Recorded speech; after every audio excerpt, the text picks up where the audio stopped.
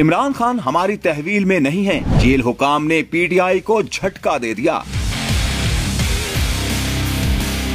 Imran Khan Adiala jail हुकाम की तहवील से कहां गए? तहरीक इंसाफ का कोई रहनुमा मुलाकात के लिए न पहुंचा। अलीमा खान और बुशरा बीबी भी मिलने न आई। वकला के राबिता करने पर जेल इंतजामिया ने बानी से मुतालिक साफ जवाब दे दिया।